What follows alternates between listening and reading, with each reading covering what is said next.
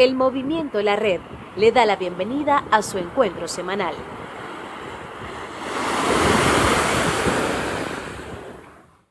Jesucristo ha resucitado. Eso es lo que estamos celebrando en este domingo de Pascua de Resurrección. El movimiento La Red, una comunidad de fe que se reúne a través de las redes sociales, está celebrando este domingo de Pascua de Resurrección, recordando la victoria de la vida sobre las fuerzas del mal. Esperamos que usted disfrute de este servicio, que le dé like, me gusta, para indicarnos que ha estado adorando con nosotros. Le rogamos que comparta este video entre sus amistades por medio de sus redes sociales. Envíeles un enlace. Y ahora vamos a preparar nuestras mentes y nuestros corazones para adorar al Señor. Adoremos a Dios. Bendito Dios y Padre Celestial, te alabamos y te bendecimos en esta hora. Y te damos gracias, Señor. Gracias por la victoria de la vida. Porque Jesucristo ha triunfado. Porque Jesucristo ha triunfado sobre los poderes del mal. Gracias, Señor, por su victoria sobre la muerte. Te rogamos en esta hora que tú permitas que nosotros podamos comprender la magnitud de la obra de Cristo. Y que respondamos con fe en el nombre de Jesús. Amén.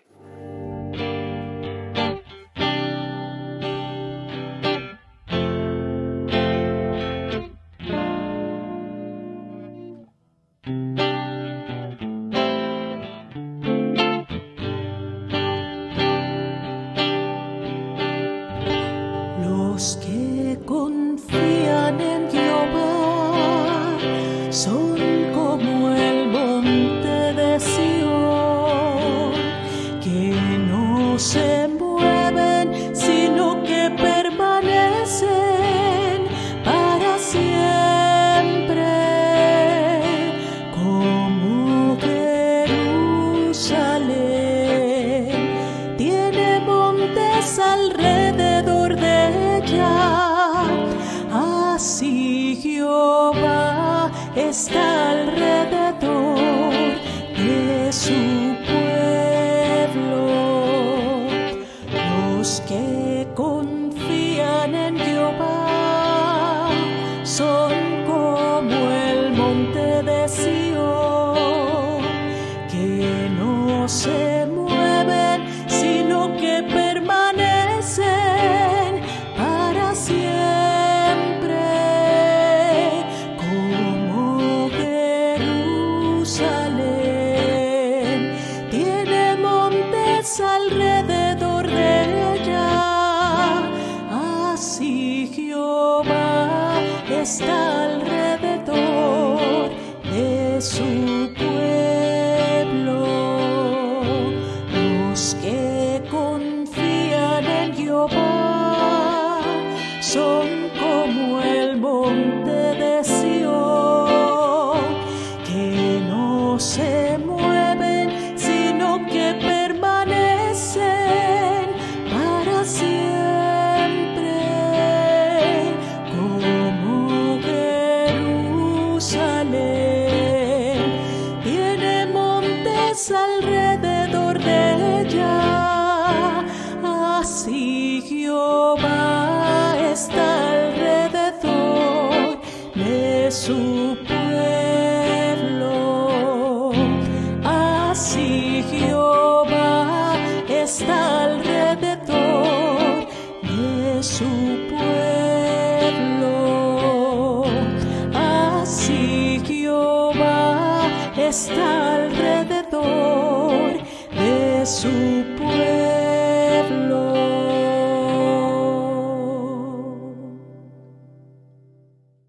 Todo es tuyo y de lo tuyo te damos. Les habla Pastor Manuel Collazo del movimiento La Red. Ha llegado un momento de mayordomía. Hoy estaremos mirando al futuro. Génesis 22, versículos del 12 al 14. Reina Valera contemporánea. Y el ángel dijo: No extiendas tu mano sobre el niño ni le hagas nada. Yo sé bien que temes a Dios, pues no me has negado a tu único hijo. Abraham levantó entonces los ojos y vio que a sus espaldas había un carnero, trabado por los cuernos en un zarzal. Y Abraham fue y tomó el carnero, y lo ofreció en holocausto en lugar de su hijo. A ese lugar Abraham le puso por nombre: El Señor proveerá. Pues eso es que aún hoy se dice: en un monte el Señor proveerá. Esta es palabra de Dios para el pueblo de Dios. Bienvenidos al futuro. No estoy exactamente en el puente del Enterprise, pero ustedes tienen la idea. Estamos obsesionados por el futuro. Queremos saber qué va a pasar. Queremos ver cómo va a ser el mañana. Nuestros hijos nos preocupan. Y eso se entiende. Pero el problema es que no podemos ver el futuro. No es falta de visión, es falta de perspectiva. En el texto que acabamos de leer, vemos cómo a Abraham se le pide que sacrifique a su hijo, a Isaac, su primogénito, el cual sobre la promesa de Dios se ha hecho. Y eso no brilla muy brillantemente hacia el futuro, porque si el niño muere y es sacrificado, no hay futuro, ¿verdad? ¿O acaso estamos viendo esto incorrectamente? Cuando vemos que el ángel interviene, vemos como Abraham ve hacia atrás sobre su hombro, ve sobre sus espaldas, mira hacia atrás, directamente hacia atrás. Y ahí es que ve el cordero.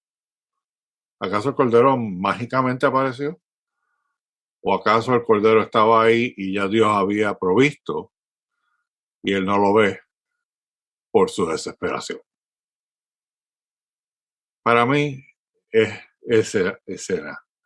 Pero aún más así, cuando Abraham mira a Chahar sobre su hombro, es cuando él puede ver toda la provisión que hasta ese momento Dios le había dado.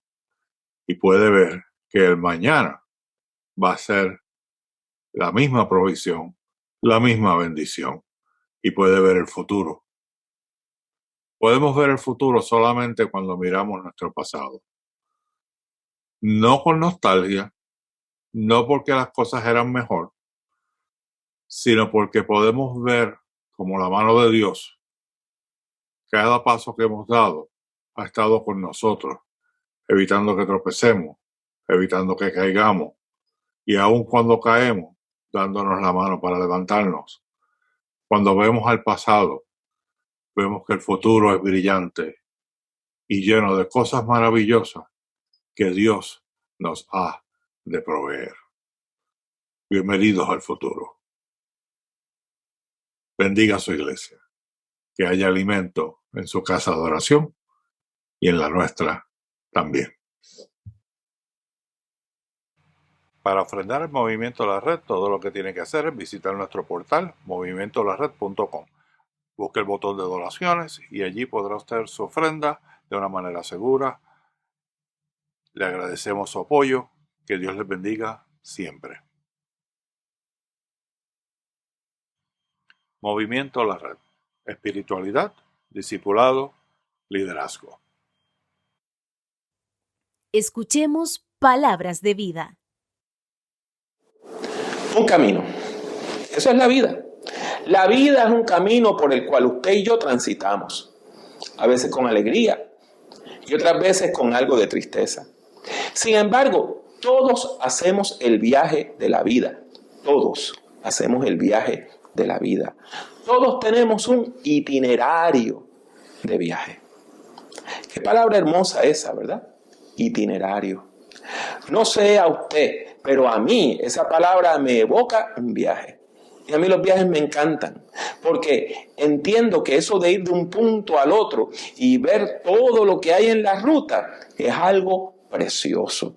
Sin embargo, también me llama la atención que los viajes siempre implican un proceso de cambio. Un proceso de cambio.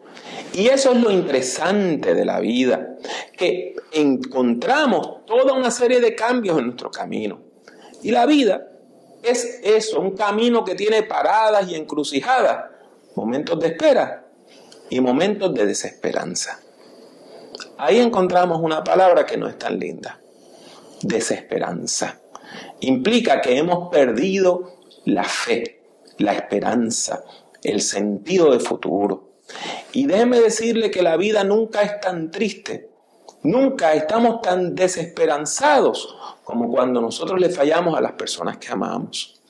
Cuando nosotros comprendemos que nuestra conducta ha motivado el llanto, que ha causado vergüenza, que ha causado dolor, nosotros nos ponemos tristes.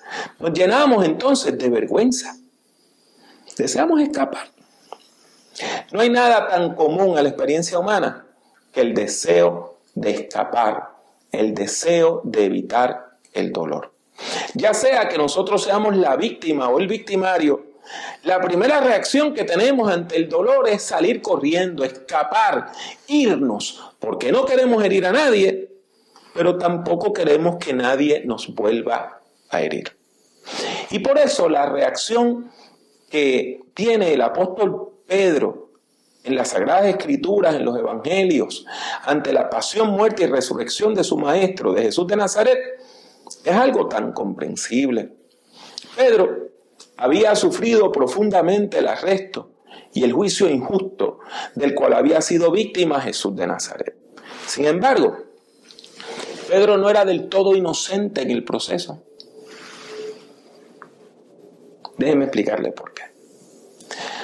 Al principio de todo este proceso, cuando Jesús está en la cena de despedida y dice que Él se va a ir, Pedro le asegura al Galileo que no lo iba a dejar solo nunca y que estaba dispuesto a dar su vida por él, que aunque otros huyeran, él iba a quedarse ahí firme. Y parece que eso era cierto, porque cuando fueron a arrestar a Jesús, Pedro fue el único que tuvo la valentía de defenderlo, sacó una espada y le cortó la oreja a el criado del sumo sacerdote, a uno de los criados del sumo sacerdote. O sea, en ese punto parece que él de verdad estaba dispuesto a dar su vida por Cristo. Sin embargo, Jesús, que conoce las mentes y los corazones, nunca tomó muy en serio las palabras de su impetuoso discípulo. En la primera ocasión, Jesús le respondió diciendo: tú darás tu vida por mí.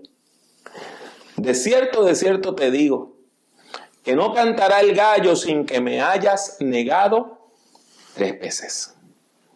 La segunda vez, Jesús le dijo a su discípulo que guardara su arma, porque le era necesario apurar el trago amargo de la cruz. Pero Pedro tenía una característica muy mala, una característica terrible, que puede dañarle la vida a cualquier persona. Pedro no conocía los límites de su propio miedo. Eso es peligroso. Y por eso tuvo la osadía de entrar en el patio de la casa del sumo sacerdote mientras estaban haciendo el juicio a Jesús. ¿Y quiénes estaban en el patio? La misma gente que habían arrestado a Jesús, la misma turba que lo había arrestado. Entonces, sucedió lo inevitable. Alguien reconoció a Pedro. Primero fue la criada que velaba en la puerta. Y después lo reconocieron otros participantes de este grupo paramilitar. Y finalmente un familiar del hombre herido durante el arresto lo reconoció. Tú eres uno de ellos. Tú andabas con el Galileo. Y ante esas 3 preguntas incisivas, 3 respuestas cobardes: no lo soy, no lo soy, no lo soy. Sí, Pedro había sufrido el dolor de la pérdida de su maestro, pero también había sido motivo de dolor para su maestro. Pedro había sido herido, pero había herido a su vez. Y por eso es que Pedro aún después de conocer la buena noticia de la resurrección, entiende que él está descalificado para el ministerio y decide emprender un viaje, huyendo, escondiéndose, volviendo a la rutina antigua, volviendo a la Galilea, volviendo a casa, dejando atrás el ministerio para volver a la pesca y al mar, del cual pensó que nunca debió alejarse. Pedro sentía que había fracasado, pero olvidaba que nuestro Dios, el Dios que se ha revelado en Jesucristo, no tiene los mismos valores rígidos e inflexibles que tenemos ustedes y yo, que tenemos nosotros los seres humanos. Nosotros a veces guardamos una riña por docenas de años, pero Dios sabe perdonar, Dios sabe restaurar. Pedro quizás entendió que al emprender el viaje se alejaba del Dios que le había llamado, olvidando un punto muy importante, es que Dios conoce nuestro itinerario. Dios conoce nuestro itinerario. Si la vida es un camino, si la vida es un viaje por el tiempo y por el ser, ¿quién mejor que Dios para conocer nuestro itinerario de viaje? Dios conoce tu itinerario con sus paradas y encrucijadas, con sus momentos de espera y con sus momentos de desesperanza. Y por eso, el Cristo resucitado, conociendo el itinerario de Pedro, sale a buscarlo y lo encuentra en medio del mar. Allí estaba con el discípulo amado, que se entiende que era el apóstol Juan. Y es precisamente el discípulo amado el que dice, ahí está Jesús, y lo reconoce. Y Pedro se echa al agua. Y déjeme decirle, nadar en agua de un lago es mucho más difícil que en agua de mar. Usted no flota con la misma facilidad, pero a Pedro no le importó. Se lanzó al lago y llegó nadando a la orilla donde estaba Jesús. ¿Y qué encuentra? Que Jesús estaba preparando algo de comer. Él no estaba esperando que trajeran pescados, él ya estaba cocinando. Se sientan a comer. Y después de haber terminado esa cena, ocurre un diálogo. Hay una conversación que es la que sirve de base a nuestra reflexión. Es un diálogo. ¿Qué más que diálogo? Es un interrogatorio, donde Jesús explora lo que hay en la mente y en el corazón de Pedro, lo que Pedro verdaderamente siente hacia él. Jesús le hace no una pregunta, le hace la pregunta que resumía todas sus dudas hacia Pedro, el líder caído. Le hace la pregunta que usted tiene que contestar y que yo tengo que contestar también y que todo ser humano tiene que contestar. ¿Me amas? Eso le pregunta a Jesús. Simón, hijo de Jonás, ¿me amas más que estos? ¿Me amas? No es una pregunta fácil de contestar. Nunca lo ha sido y nunca lo será. Se hace difícil, sobre todo cuando uno está en una situación donde entiende que la persona que nos pregunta merece un amor más grande del que nosotros le tenemos. Un amor más grande del que llevamos por dentro. Y por eso, aunque en algunas traducciones de la Biblia parece que están utilizando la misma palabra, cuando usted lee el texto en el original, el Nuevo Testamento fue escrito en griego, usted encuentra que están utilizando dos palabras distintas. Cuando Jesús le pregunta a Pedro, ¿me amas?, está utilizando el verbo agapao, que viene de el amor ágape, es el amor más excelente. Es preguntarle, ¿me amas con el amor más puro, más grande, más excelente? Y Pedro le contesta con otro verbo. Le dice, te quiero. Filo, sé. El verbo fileo quiere decir tener un amor como se le tiene a un amigo, como se le tiene a un hermano. Es un amor filial. Por eso, para tener la diferencia, lo mejor es traducirlo como lo hacen las traducciones modernas. Jesús le pregunta, ¿me amas? Y Pedro le contesta, te quiero. Aunque ambos verbos hablan de sentimientos y de amor, uno tiene una mayor intensidad que el otro. Y por eso es que nosotros encontramos, como le dije hace un minutito, que las traducciones modernas utilizan amar y querer. Por lo tanto, Pedro contesta la pregunta de Jesús diciendo lo mismo que usted y yo o hemos dicho o hemos escuchado alguna vez. Cuando alguien nos dice o cuando le decimos a alguien, no puedo mentirte, yo te quiero, pero no te amo. Si usted ha dicho eso, o si usted ha escuchado eso, usted sabe lo duro, lo difícil, lo doloroso que es escuchar esas palabras. Las palabras de Pedro entonces reciben una respuesta sorpresiva, porque Jesús no lo rechaza. A pesar de que Pedro continúa siendo inconsistente, Jesús le comisiona y le da una tarea. Le dice, pastorea a mis ovejas. Pero la sorpresa no queda ahí. Porque entonces Jesús vuelve a preguntarle al pescador Galileo, Simón, hijo de Jonás, ¿me amas? Y una vez más, Pedro responde con toda sinceridad. A pesar de que Jesús lo está recibiendo, lo está comisionando, le vuelve a decir, no, Señor, no te amo, te quiero. ¿Esto no le está extraño a ustedes? Cuando nosotros leemos los evangelios, nosotros encontramos que Pedro era el hombre que siempre hablaba de manera exagerada. Pedro era el que siempre iba más allá. El Pedro anterior, antes de la cruz, hubiera dicho, yo te amo con el amor más grande que ha tenido jamás cualquier persona por otra. Pero ahora, después de la cruz, después de haber negado a su maestro, Pedro ahora mira la vida de otra manera.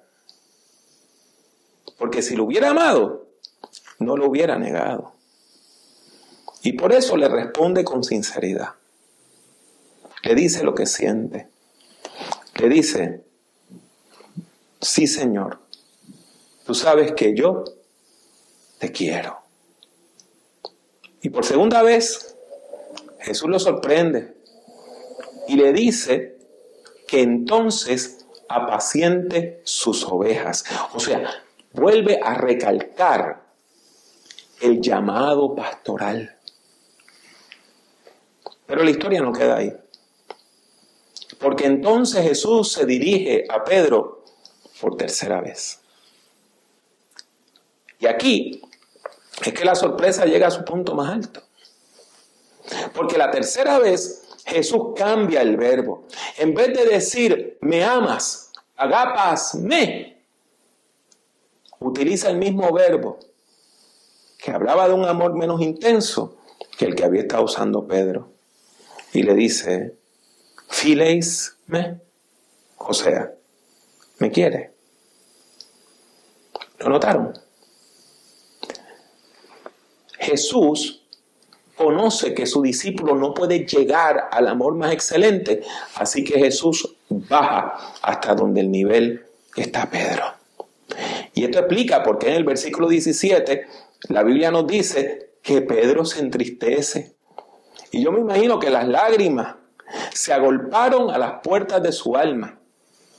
Y sabiendo que Jesús estaba alcanzándole, descendiendo a su nivel, que Jesús le seguía amando a pesar de su negación, de que Jesús lo seguía comisionando a pesar de su pecado, que Jesús estaba aceptando su amor imperfecto, Pedro responde con llanto. Sin embargo, Esto no debe ser tan sorpresivo. ¿Acaso esta no es la esencia del Evangelio? ¿Acaso esto no es lo que vemos en Jesús? Desde que Él comienza su ministerio, desde el mismo principio de su ministerio.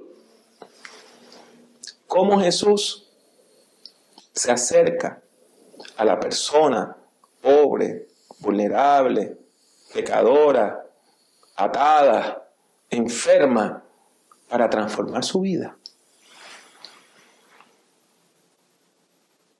¿Esta acaso no es la esencia de la buena noticia que predicamos? De que Dios sabe perdonar y está dispuesto a perdonar al pecador. ¿Me quieres? Es la pregunta que Jesús hace la tercera vez.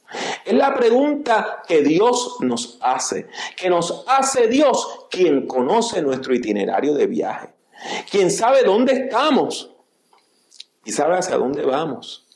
El Dios que no espera que nosotros le busquemos, sino que viene a nuestro encuentro. ¿Me quieres? Es la pregunta que nos permite ser discípulos de Jesucristo. Es una pregunta que implica que Dios nos acepta con gozo y acepta con gozo lo poco que podemos darle. Y por eso, la tercera vez, con llanto en sus ojos, Pedro contesta diciendo: Señor, tú lo sabes todo. Tú sabes que te quiero. Ahí viene entonces el emplazamiento final. Por tercera vez, siguiendo las costumbres legales del mundo antiguo, donde los juramentos solemnes se repetían 3 veces, Jesús llama a Pedro y lo comisiona para ejercer el ministerio pastoral, diciéndole: cuida de mis ovejas. El pasaje que nos ocupa encuentra su punto culminante en una palabra que se encuentra en el versículo 19. Esta palabra resume todo el encuentro que hemos visto, que nos habla el capítulo 21 entre Jesús y Pedro, entre el pescador y su maestro. Esta palabra nos deja ver el propósito y el mensaje del texto, que es sencillo pero es contundente. Esa maravillosa palabra que resume todo el mensaje del Evangelio en una sola palabra, en un solo mandato, es: sígueme. Sígueme. Sígueme. Esta palabra deja claro que el viaje de la vida carece de sentido si no nos lleva a Jesús. El mandato a seguir a Jesús nos indica que la experiencia de conocer a Cristo pierde su sentido si no conduce a la práctica del discipulado cristiano. El viaje por la vida que todos tenemos que hacer tiene un itinerario particular. Cada uno de nosotros tiene una agenda única en la vida. Nuestro itinerario de viaje es único, pero Dios lo conoce. Dios lo conoce. Y por eso, lo mejor es nosotros sincronizar nuestro itinerario con el de Jesús. Vivir como Él vivió. Caminar como Él caminó. Tener como meta la misma meta que Él tuvo. Ser fiel a Dios y honrar el mensaje, los valores del reino de Dios. Queda una misión por cumplir. Queda mucho trabajo por hacer. Y ustedes y yo, las personas que seguimos a Jesucristo, sus seguidores y sus seguidoras, tenemos una tarea pendiente, una misión pendiente. La iglesia tiene una tarea y una misión que cumplir. Por eso no podemos huir a nuestra zona de comodidad y volver a nuestros barquitos y meternos allá en el medio del lago donde nadie nos moleste. Dios te va a ir a buscar. Si huyes, Dios te va a ir a buscar. Si tratas de escapar, Dios te va a ir a buscar. Y por más lejos que corras y por más lejos que vayas, cuando llegues allí, Dios te va a estar esperando porque Dios conoce tu itinerario. Por eso, el mensaje que Jesús le dirige a Pedro no es solamente para él, es para todos nosotros. A pesar de nuestra falta de constancia, de nuestros pecados y de nuestra maldad, Dios también nos llama a nosotros, a ustedes y a mí, a pastorear las ovejas del Señor, mientras seguimos su ejemplo en el camino. Por lo tanto, hoy Jesús te invita a que tomes tu itinerario de viaje y lo cambies por el itinerario de viaje que te presenta Jesús. No trates de escapar de Él, porque donde quiera que vayas, vas a encontrar a Jesús a la orilla del camino, preguntándote, ¿me amas?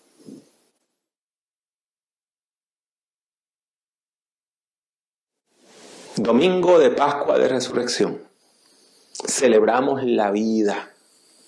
¿Qué le parece si ustedes y yo, en este momento, damos gracias a Dios por la vida, el don que nos ha dado por medio de Jesucristo? Oremos.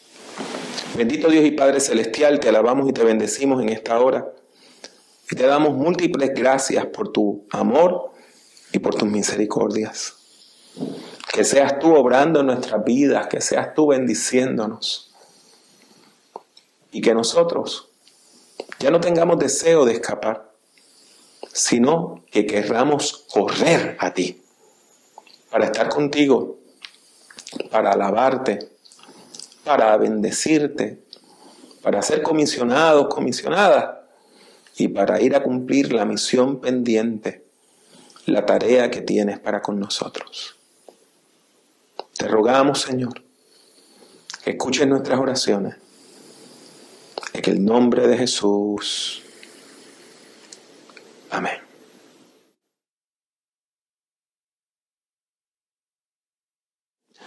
Le rogamos que se ponga en contacto con nosotros. Sí, póngase en contacto con nosotros. Puede escribir a todas las direcciones que ve en la pantalla y háblenos, díganos de cuál es su experiencia de fe. Puede enviarnos preguntas, puede enviarnos comentarios.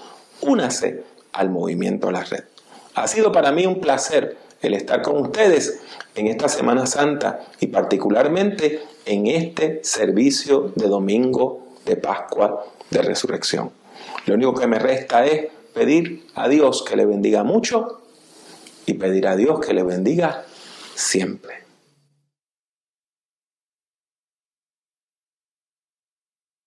Gracias, Señor, por haber derramado tu aceite fresco sobre nuestras vidas, porque en eso se convierte tu palabra, Señor, en aceite fresco que limpia todas nuestras iniquidades, porque el aceite es símbolo de tu sangre.